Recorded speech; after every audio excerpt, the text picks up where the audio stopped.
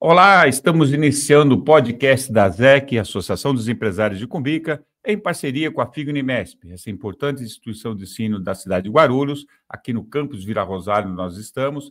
Eu, Roberto Marchiori. Eu, Cledson Bernardo. Juntos somos entrevistadores desse podcast. E hoje estamos aqui com um convidado muito especial, Gustavo Baceto. Tudo bem, Gustavo? Tudo bem, doutor? Prazer, viu? Prazer estar com a gente. Legal, bacana. O Gustavo, doutor Gustavo, ele é advogado especializado em Direito Condominial, Imobiliário e Empresarial, pós-graduado em Direito Imobiliário e em Direito e Processo do Trabalho, diretor jurídico da Sincom e vice-presidente da Comissão de Direito Imobiliário da OAB Guarulhos. Atua no setor desde 2012, com experiência em departamentos jurídicos e advocacia militante. Gustavo, eu te conheço, eu te chamo de Gustavo porque o Gustavo, na verdade, ele é amigo dos meus filhos. Olha só. Então, ele meio que, com todo respeito, foi criado meio bem próximo. Na casa do doutor. E eu tenho um respeito, uma admiração pela sua trajetória profissional. Achei bacana quando você se especializou nessa área, uma área bem interessante, por isso a ideia de te chamar aqui. Mas conta um pouquinho, como é que foi tua inspiração de querer ser advogado, de querer atuar na área jurídica? Isso já tem uma certa tradição na sua família ou não? Conta um pouquinho essa história para a gente. Olha, doutor, na verdade tem uma tradição. Eu sou filho de 2 advogados, mas o meu pai ele nunca teve um escritório de advocacia. Ele foi aquele advogado funcionário. Ele fala que ele é o advogado só da OAB. E a minha mãe virou advogada faz coisa de um ano e meio. Então também não atuou. Eu acredito que eu caí nesse mercado da advocacia. Primeiro vem do meu pai, né? Apesar de não entender que ele não era um advogado atuante, eu via que ele era um advogado. Ele trabalha com relações sindicais e tal. E eu achava muito interessante essa questão, toda essa negociação e tudo mais. E aí eu caí, fui para a faculdade, visando fazer o curso de Direito, e caí no mercado de trabalho, assim, não tive um escritório que eu fui fazer estágio de um pai nem nada, fui procurando emprego pelo Cato. Nem sei se existe mais o Cato ainda, mas na minha época existia. E aí eu fui trabalhar numa administradora de condomínio aqui de Guarulhos, como auxiliar jurídico. Eu morava em casa, nunca tive nenhum acesso a condomínio e caí nesse mundo. E eu fui me interessando, porque é um mercado muito carente de profissionais especializados e é um mercado que na época era uma tendência, hoje é uma realidade. Todo mundo mora em condomínio, ou boa parte da população. E de lá para cá eu fui fazendo isso. Tive uma certa revolta no final da faculdade, porque lidar com seres humanos é muito complicado. Sempre. E a advocacia condominial, ela é predominantemente lidar com inadimplente. Pessoas, Exato. Então, assim, é muito difícil lidar com esse público, né? Aí eu me revoltei uma época, falei, não quero mais trabalhar com condomínio. Ainda fazendo faculdade, eu queria ser um advogado, igual meu pai, de uma empresa. Então, eu queria ser um funcionário e ficar dentro daquela empresa. Fui trabalhar no jurídico de uma grande rede de supermercados aqui de Guarulhos, fazendo a parte trabalhista. Por isso que me interessei um pouco pela parte da reclamada, digamos, da empresa. Mas não consegui fugir por muito tempo, né? Tinha um grande amigo que abriu uma administradora e precisava de um suporte jurídico. E de lá para cá, eu falei, por que não? Tentar, né? Abrir o meu escritório, ser o meu próprio chefe e tentar fazer um nome nessa área. Então, eu estou aí nessa batalha, oficialmente desde 2015, né? Mas desde 2012 eu comecei nessa administradora. Bacana. Que bacana, isso é muito bacana. Ele está falando aqui, Marchiori, e eu moro num condomínio que é uma loucura. Eu moro num condomínio que tem pessoas normais e tem... Eles são todos. São todos. E tem estrelas, mas estrelas mesmo, né? Tem pessoas famosas e tudo mais, e é uma loucura. Eles são acham os influencers. São os influencers, artistas e tudo mais. Ontem, esses dias, acho que estava a Simone e Simaria, né? Sim. Uma das duas estava no condomínio, estava uma loucura, segurança, estava uma loucura esse condomínio. E aí, a gente vê a dificuldade que tem da questões jurídicas, né? Com as questões de desejo dos condôminos, né? Me conte, como é que você lida com essa questão de tipo, tem condôminos que querem, mesmo que é fora tem um regulamento e tem a convenção e tudo mais. Como lidar com esses diferentes desejos, né? E literalmente atender a legislação legal. O que eu paro de um princípio, eu falo em toda assembleia, que eu faço muita assembleia de condomínio. Você deve ter ido morando em condomínio. O doutor não morava, não sei se já mora. Morei em condomínio, já fui advogado do condomínio também, então, já entendo esse universo aí. O que eu falo nas assembleias, e eu carrego isso como um mantra, o ser humano ele não nasceu para morar em condomínio.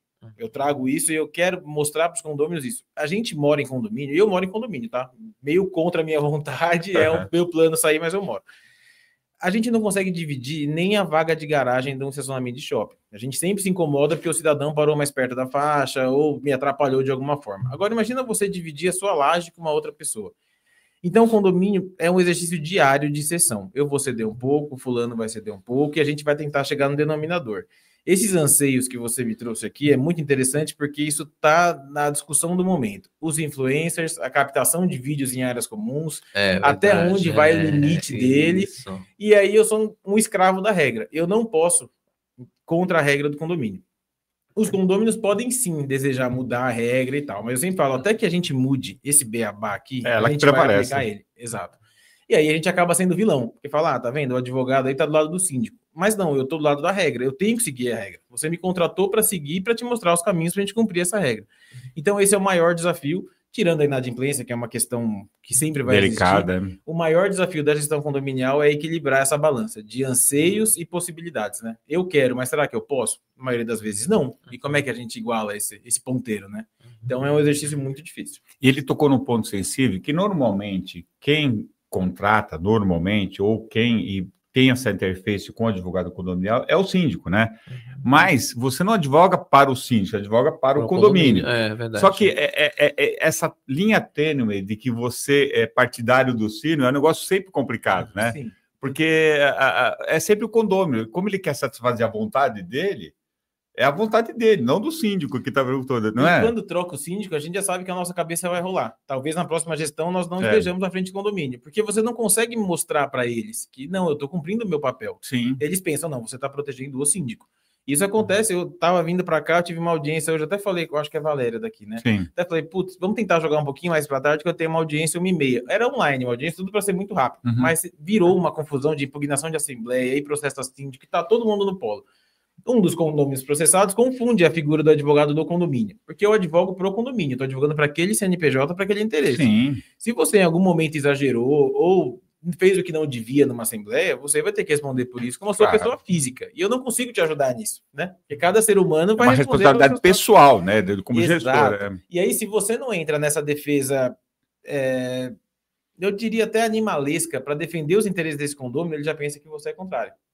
Porque só defende se for o síndico, eu fiquei sozinho ali. E não é isso, a gente tem que lembrar da postura, da figura do advogado do condomínio. A gente defende aquele grupo de interesses, não são interesses isolados. Uma outra coisa que eu me deparo muito é a questão do barulho, a questão da fumaça. O fulano de cima está fazendo barulho. Deixa eu te falar uma coisa, eu vou até contar uma experiência. Olha, esse programa é só cheio de experiência. Eu moro no condomínio há 4 anos.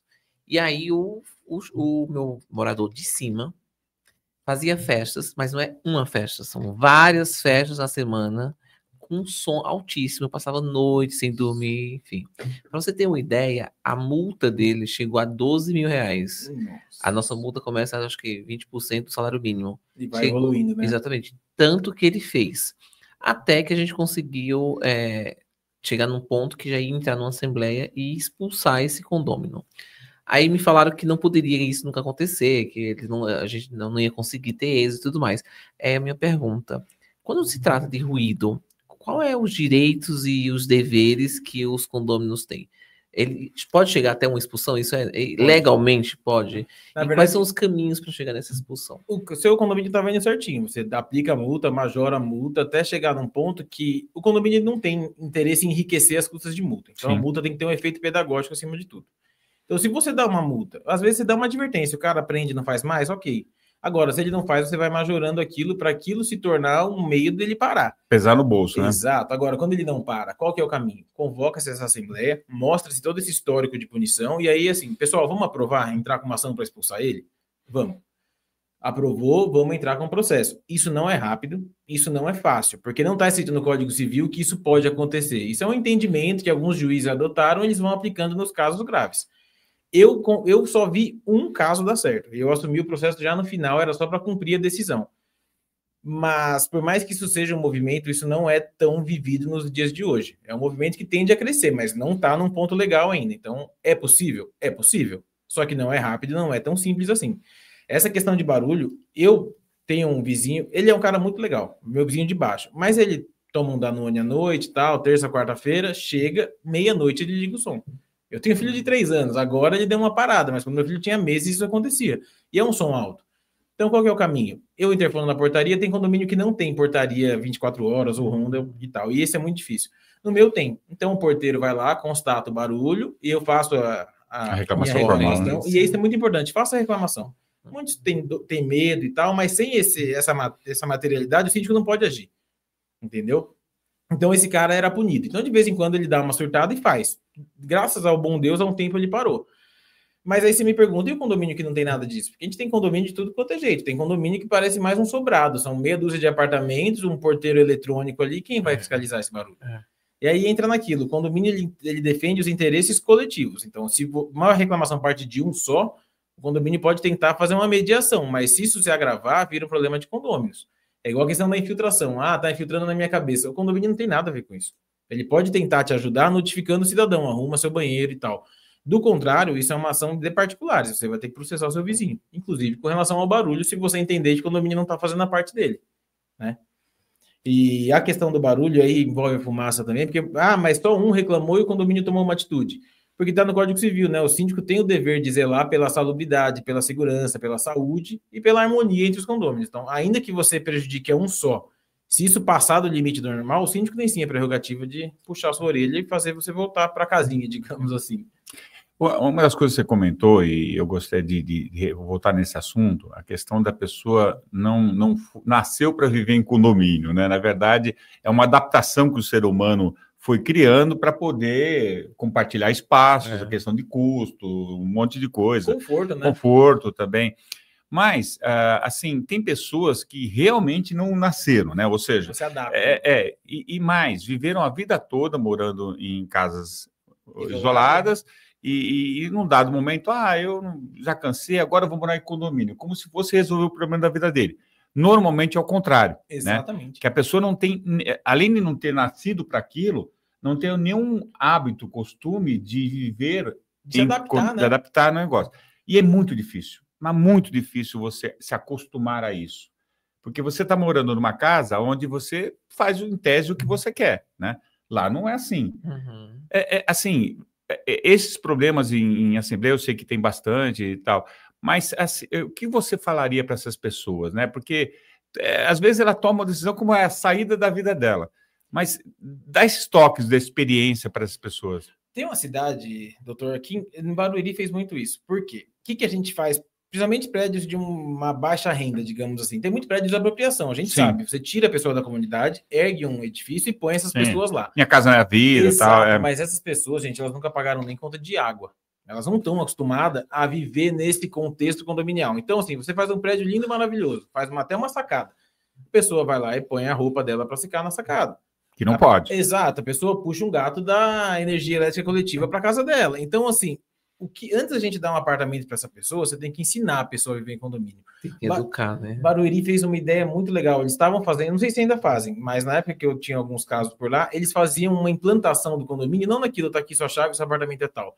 Eles chamavam alguns players do mercado e ensinavam essas pessoas a viver em condomínio. Quase isso, uma preparação psicológica do condomínio.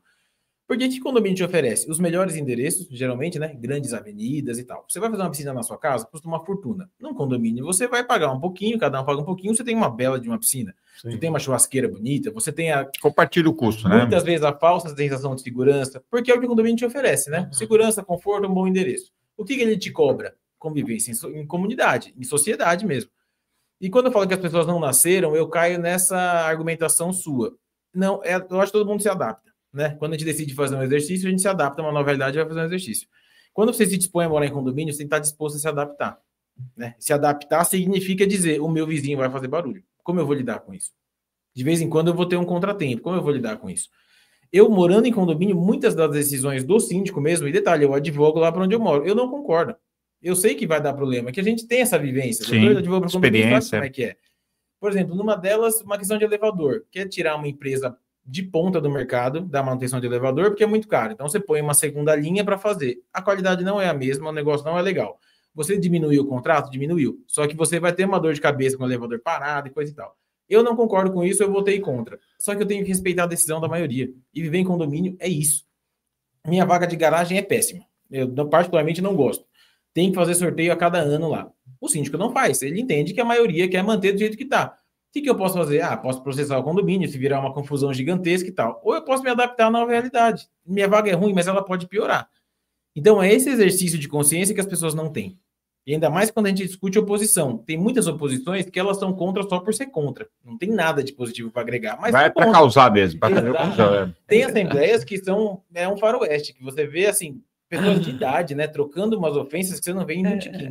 Então, é muito difícil. Até de forma gratuita, né? Porque aí leva para lá as diferenças pessoais. Exato. Não é o que efetivamente importa para o condomínio. É aquilo que você olhou feio para mim, que você, sei lá... Mas, assim, no fundo isso acaba dando um transtorno emocional muito grande, claro. Né? Porque eu participei, agora não, mas eu participei o ano passado dessa briga de condomínio, de pessoas, inclusive levantando bandeira para um lado. Mas isso me gerou um caos muito grande emocional, né? As pessoas, elas te atacam literalmente.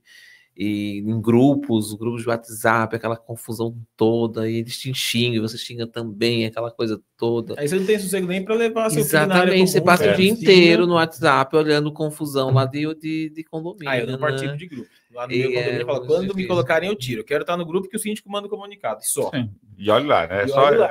Mas, Gustavo, deixa eu te fazer uma pergunta. Eu acho que cresceu muito essa questão de condomínio, né? A gente vem aí crescendo muito mais, né? Lá na minha frente do meu condomínio tem 2 já. Que, assim, menos de 4 anos já tem 2 condomínios enormes, os prédios e tudo mais. Me conte, a legislação, ela evoluiu nesse sentido de dar segurança jurídica para os condomínios e para os condôminos?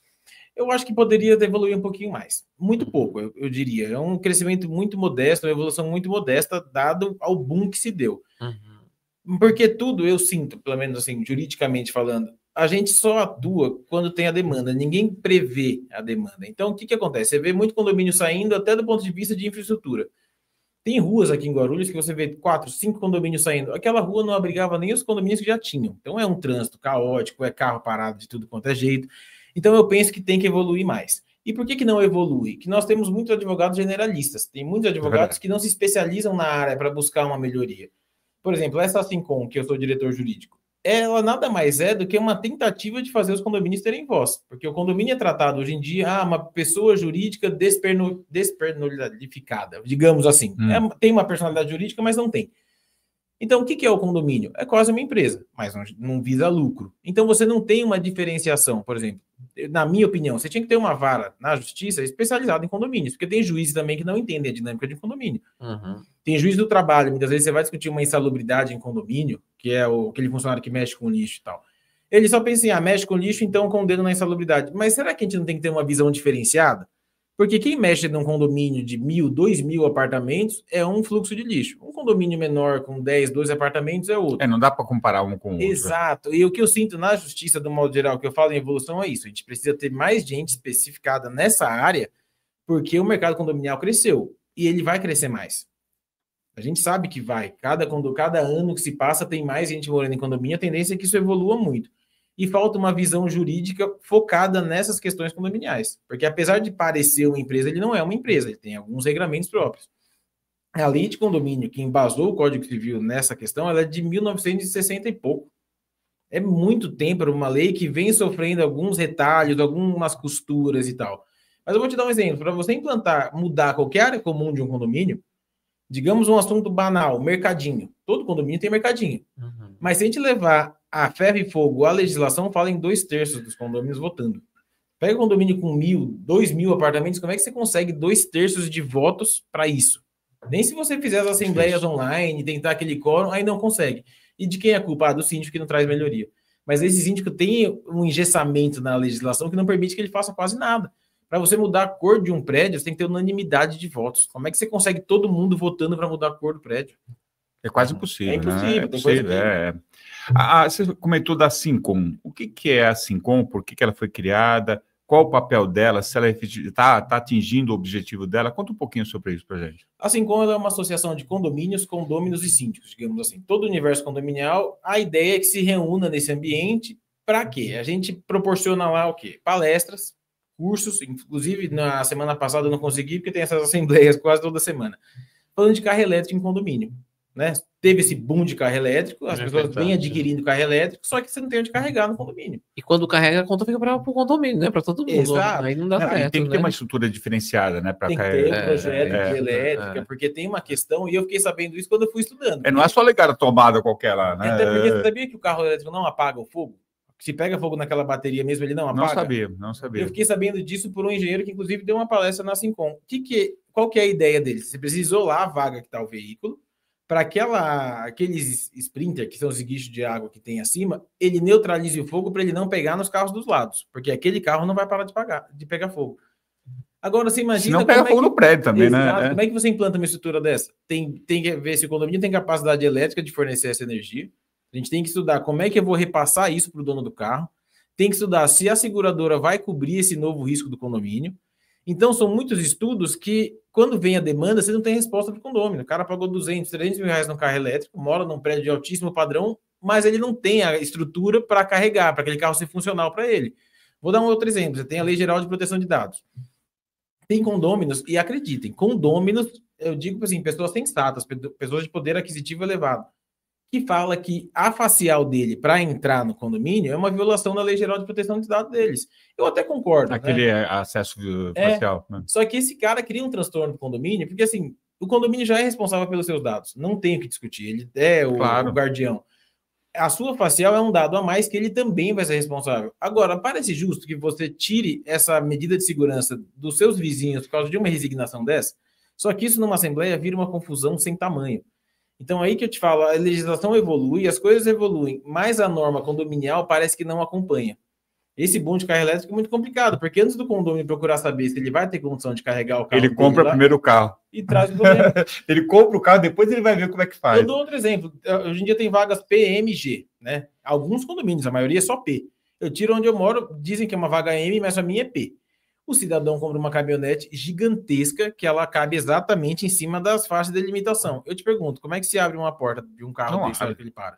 Como é que faz com o vizinho dele? Mas aí, doutor, acho que tem que ter uma questão de bom senso. Não tem. E empatia. Esse é o problema. Porque a gente tem esse tipo de problema lá no meu condomínio e a gente teve um problema seríssimo esses dias, porque existe também a questão da atitude do síndico. E aí tem a mesma coisa, uma caminhonete, e ela colocava na vaga, e ela quando ela estava estacionada, ele prendia o outro condômino. E o outro condômino era uma mulher. E eu acho que ele fazia de propósito por ser uma mulher. Aí ela pegou uma chave de fenda e riscou de ponta a ponta, deixando um recado para ele. Escreveu o recado: por gentileza, não deixe seu carro... Mas então, a gente chega no limite, porque muitas vezes a reclamação já chegou para o síndico. E aí a gente pergunta: o que o síndico fez com essa reclamação? Exatamente. Muitas vezes nada. Eu já fui síndico. Eu já fui um pouco de tudo na minha vida. Eu já fui síndico. E uma vez, eu estava contando só essa experiência para a gente trazer como uma discussão aqui. Eu estava saindo eu namorava com a minha esposa, né? Estava saindo para encontrá-la, e chegou um morador e bateu na porta. O senhor que é o síndico? Sou o síndico. Eu falei assim: olha, riscaram o meu carro. Eu falei assim: foi algum funcionário do condomínio? Não foi. Eu sei quem foi meu vizinho. Eu falei: então o senhor fala com ele, né?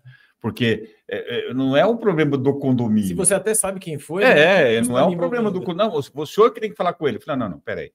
Eu posso até te contribuir em alguma coisa, mas isso na segunda-feira. Eu estou lá na zeladoria, lá na administração... E se quiser, a gente pode sentar para conversar, para a gente chegar num consenso, tudo. Mas é um problema do senhor com ele, do negócio. Isso também acontece. Você impõe para o síndico que ele resolva um problema seu. Não é problema dos dois. Aí, detalhe, eu estava saindo com o carro, ele colocou o carro dentro da minha vaga. E falou assim: enquanto você não resolver, eu não tiro o meu carro daí. Olha a situação. Então, ser síndico também é um negócio bem complicado. Por isso que o síndico cada vez está ganhando mais dinheiro. Sendo muito sincero, eles estão ganhando... Porque ninguém quer. Ninguém quer. E muitos profissionais, né? A figura do síndico profissional, que é uma figura que muitos não conhecem. Explica um pouquinho. Explica essa ideia do... Também, né? É uma confusão porque, de novo, a gente cai na questão do hábito. Você está acostumado que o síndico é o seu Zé, que mora no terceiro andar, ele está lá na janela, ele olha tudo. Que é o aposentado, muitas vezes, né? Muitas vezes o cara não tem nem noção, assim, de que tem síndico que fazem contratos milionários. Uma pintura de um condomínio com 3, 4 torres beira R$1 milhão. É uma obra gigantesca. O meu, 2 milhões. E muitas vezes o seu Zé síndico, que tem muita boa vontade, ele não tem esse preparo. Não é um gestor, né? Não é um gestor. E aí o pessoal entendeu numa lacuna, e aí entra o empreendedorismo. A figura de síndico profissional, quando eu comecei lá em 2012, 2013, eram raríssimos os síndicos profissionais. Porque você tem uma resistência muito grande dos condôminos. Eles não querem isso. Até pelo custo, né? Ele quer alguém 24 horas por dia. Só que você chega no ponto seguinte, ninguém mais quer. Pode levantar a mão. Quer ser síndico? Você tem isenção da cota. Cara, o quê? Só por isso eu vou perder minha vida? Não quero. Aí entra o cara, tudo bem, eu até aceito, mas cada apartamento vai pagar 15, 20 reais aí. E aí começa essa figura a se profissionalizar. Hoje em dia tem uma discussão judicial no sentido de efetivamente se tornar uma profissão. Porque até lá o próprio CRA briga, não, se o cara é administrador, ele tem que se vincular ao CRA. E o síndico é um cara mandatário, é Código Civil, não é profissão, é encargo. Então tem uma discussão. O caminho que eu estou percebendo vai virar uma profissão, vai ser regulamentado. É para agora? Não, possivelmente não. Mas essa figura de síndico profissional, ela existe pela carência dos síndicos orgânicos. E é plenamente compreensível. O meu lá não é coprofissional, é um morador. Mas nós pagamos 8 mil reais por mês por ele. E aí você não pagar. E assim, mesmo assim, também não é tão simples conseguir, porque é o seguinte, imagina, eu estou falando como experiência de ter sido síndico. Você, quando você vai para tua casa, você quer o quê? Paz. Né? Você quer ir para tua casa e fecha a porta e acabou. Só que síndico não é bem assim, principalmente o orgânico, que ele pode, que nem eu fazia lá, eu marcava tantos dias por semana e marcava um tempo de horário que eu ficava à disposição dos condôminos, para tentar tirar um pouquinho o peso dos 24 horas. E você teve uma vida além disso. Sim, né? Mas é quase impossível você tirar isso. E aí de você, se você troca de carro, aí do síndico que troca... Isso é verdade. Aí do síndico que troca, aí do síndico que vai viajar. O cara não pode estar sábado à noite viajando. O síndico fulano tá fazendo barulho, amigo. Você ligou para a polícia? Se tá tão ruim assim, a polícia ela vai entrar em qualquer um caso de polícia. Exato. Só que aí que tá. Por ser um cargo eletivo, o síndico não quer se indispor. Porque você vê, o seu síndico ganha 8 mil, tem síndico ganhando 20, 30 mil por condomínio. Ele não quer perder esse cargo. Então ele acaba sendo muito benevolente, ele acaba sendo um escravo dos condôminos. E aí isso vira uma vertente que não se muda. Os próximos síndicos que entrar, ele vai ser exigido a seguir exatamente a cartilha que o passado... Não dá para baixar a régua, né? Você não consegue baixar. Por isso que eu falo, olha, eu sou advogado de condomínio. Eles até chamam, doutor, você não quer concorrer? Não, de jeito nenhum.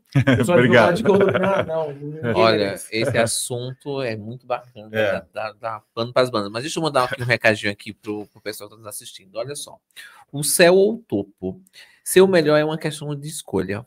Faça já seu vestibular aqui na FIG Unimesp, conheça o campus Vila Rosário, inclusive onde a gente está aqui, com mais de 32 mil metros. Temos cartório de estágio, biblioteca com mais de 250 mil itens, clínica psicológica, academia de artes marciais, uma das maiores instituições fitness do Brasil. A ACM está aqui também, é um anfiteatro com capacidade para 1.200 pessoas. Auditório, laboratório, tem o Fácil, enfim, todos os caminhos levam à FIG Unimesp. Conheça a instituição que fica situada aqui na Avenida São Luís, 315, no bairro da Vila Rosário, aqui em Guarulhos. O senhor fez aqui? Eu sou cria da FIG. Olha só. Meu pai, ele é da turma de 99, se eu não me engano. E eu sou da turma de 2015. Eu tenho meu irmão caçula formado aqui, minha mãe formada aqui. Que legal. Muito bom. Boa propaganda para a FIG aqui. A gente é cria da FIG. Eu também. Sou. Bom, você estava comentando essa questão da figura do advogado, que ele tem que ser legalista, ou seja, tem que cobrir a convenção, o regimento interno, o Código Civil, a legislação. Mas ele só fica nisso, o advogado? Não, a gente tem que fazer mediação, essas assembleias, muitas vezes assessoria em assembleia, e tem uma frase, doutor, que eu carregava comigo, no antigo histórico que eu tinha, estava até escrito na parede, que era um banqueiro que ele falava assim, eu não contrato um advogado para me dizer o que eu não posso fazer. Eu contrato para ele me dizer como fazer o que eu quero fazer. Então, a lei está escrito ali. Às vezes você tem um anseio tão forte do condomínio, você tem que estudar alguns meios de fazer aquilo fazer sentido legalmente falando. Então, a gente tem toda essa parte legalista, mas nós temos a parte do mediador, nós temos a parte do estrategista, nós temos todo um preventivo trabalhista, porque, eu não quero mais funcionário orgânico, eu quero terceirizado. Você tem que fiscalizar aquela terceirizada. Né? Então, você tem que olhar como é que está o recolhimento de encargos, você tem que estar sempre antenado nas evoluções das leis, no que aquilo se aplica para o condomínio, no que não se aplica.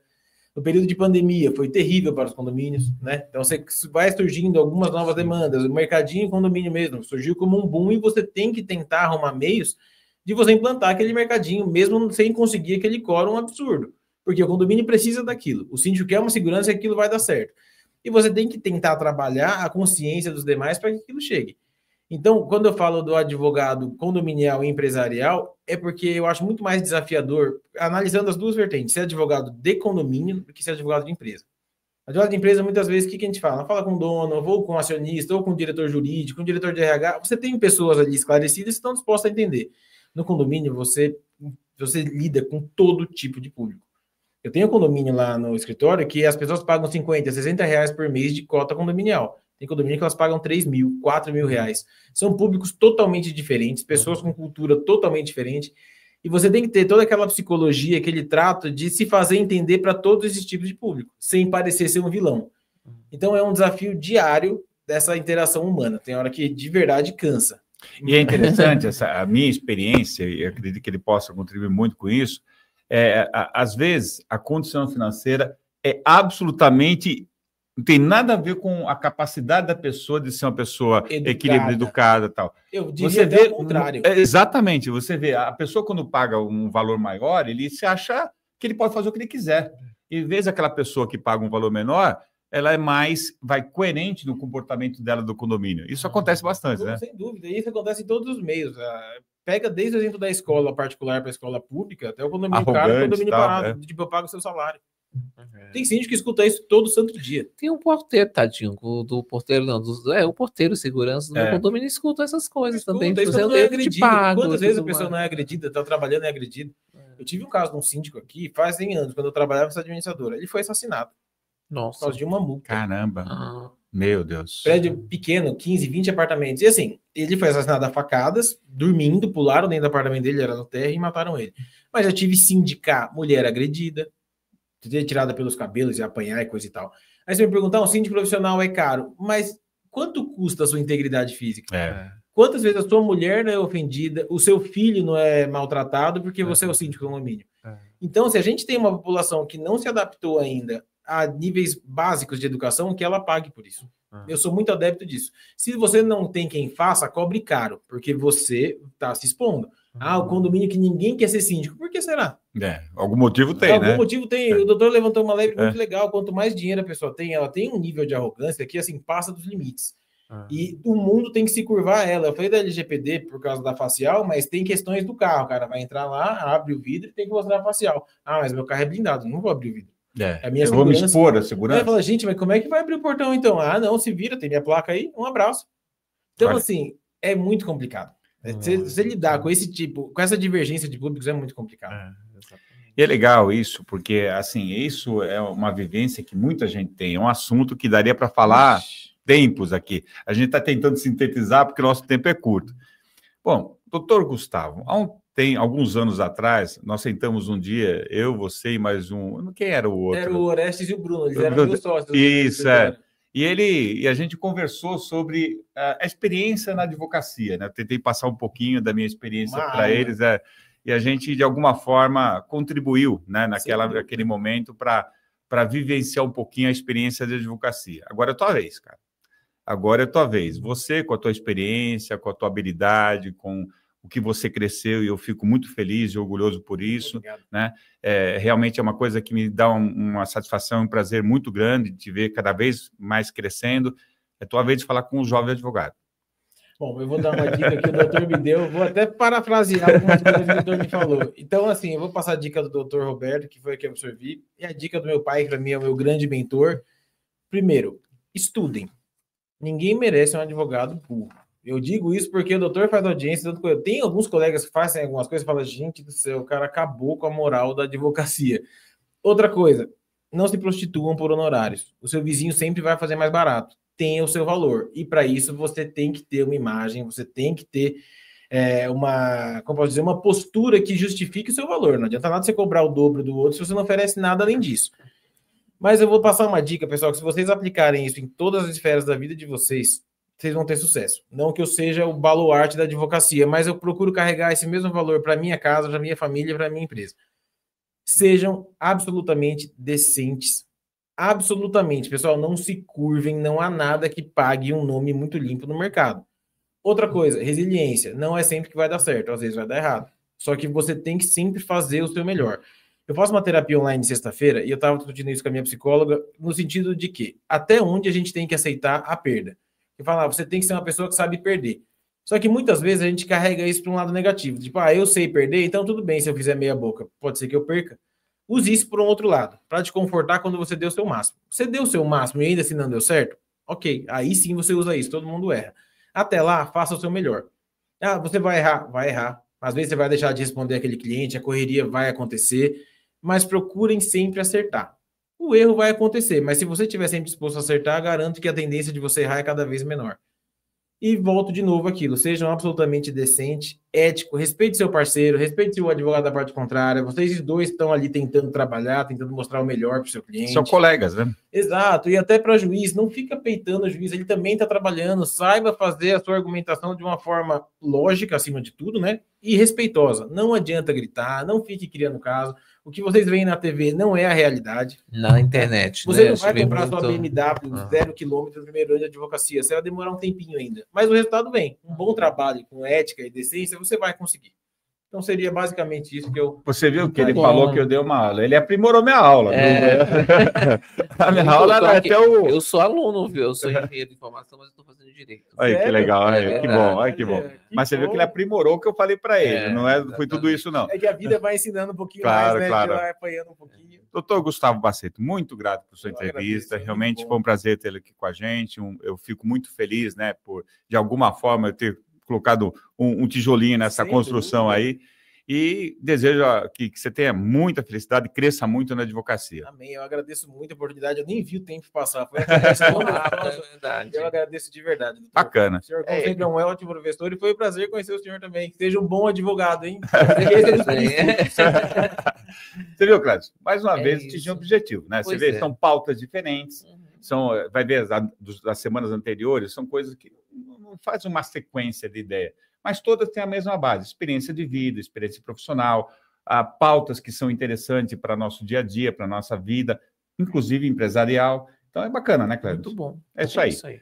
Mais uma vez atingimos o nosso objetivo, agradeço sua audiência, em nome da ZEC, Associação dos Empresários de Cumbica. Quem quiser mais informações sobre a ZEC, azec.org.br, vai lá, tem essas informações, se associe, é importante a associação para que ela se fortaleça você enquanto empresário também, tá bom? Obrigado, até uma oportunidade, até mais. Tchau. Tchau.